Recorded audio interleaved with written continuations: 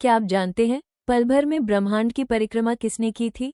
प्रणाम मित्रों, आज का प्रश्न साधारण नहीं है। क्या सचमुच किसी ने पल भर में पूरे ब्रह्मांड की परिक्रमा की थी? क्या ये केवल कथा है या इसके पीछे छिपा है गहन आध्यात्मिक विज्ञान?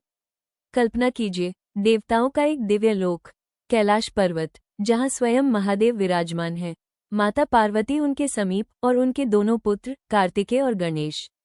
दोनों तेजस्वी, दोनों शक्तिशाली, दोनों अद्वितीय। परंतु एक दिन ऐसा आया जब ये तय होना था कि दोनों में श्रेष्ठ कौन।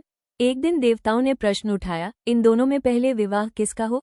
माता पार्वती मुस्कुराई, महादेव शांत थे। तब शिवजी ने कहा, जो पहले पूरे ब्रह्मांड की परिक्रमा करके लौट आएगा वही पहले विवाह का अधिकारी होगा। बस यहीं से आरंभ हुई वो लीला जो सदियों से संसार को बुद्धि का संदेश दे रही है। कार्तिकेय जी अपने वाहन मयूर पर बैठ गए। वे तेज गति से आकाश में उड़ चले। उनकी गति अग्नि समान थी। वे लोक लोकांतर पार करते गए, देवलोक, पाताल लोक, पृथ्वी लोक। वहीं दूसरी ओर गणेश जी शांत बैठे रहे। गणेश जी ने सोचा, ब्रह्मांड क्या है? इसका केंद्र क्या है? इसका मूल क्या है? उन्होंने वेदों का स्मरण किया, ऋषियों के वचनों को याद किया। वेद कहते हैं, माता पिता ही समस्त ब्रह्मांड हैं। माता से सृष्टि, पिता से पालन।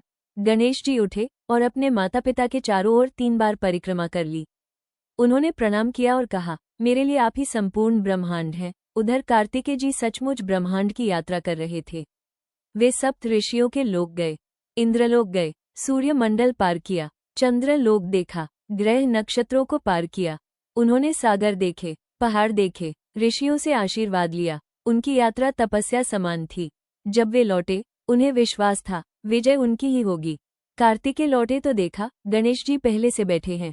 वे चकित हुए, आपने ब्रह्मांड की परिक्रमा कैसे की? तब शिवजी मुस्कुराए। गणेश जी बोले, माता पिता ही मेरा ब्रह्मांड है। महादेव ने घोषणा की, विजेता गणेश है। ये सुनकर कार्तिकेय क्रोधित हुए। वे दक्षिण दिशा की ओर चले गए। परंतु बाद में उन्हें भी बोध हुआ, गति से अधिक महत्वपूर्ण है बुद्धि। ये कथा केवल प्रतियोगिता नहीं है, ये संदेश है, माता पिता ही प्रथम देव हैं। बुद्धि बल से श्रेष्ठ है। सच्ची विजय समझ में है, गति में नहीं। गणेश जी को इसलिए प्रथम पूज्य कहा गया। हर शुभ कार्य से पहले उनका स्मरण किया जाता है। आज के समय में हम सब कार्तिकेय की तरह दौड़ रहे हैं, तेजी से सफलता चाहते हैं, दुनिया जीतना चाहते हैं। पर गणेश हमें सिखाते हैं, रुको, सोचो, समझो। जीवन की असली परिक्रमा घर से शुरू होती है। तो मित्रों, पल भर में ब्रह्मांड की परिक्रमा किसने की थी? भगवान गणेश ने। पर असली प्रश्न ये है, क्या हमने अपने जीवन के ब्रह्मांड को पहचाना है? अगर यह कथा आपको छू गई हो तो कमेंट में लिखें, वक्रतुंड महाकाय।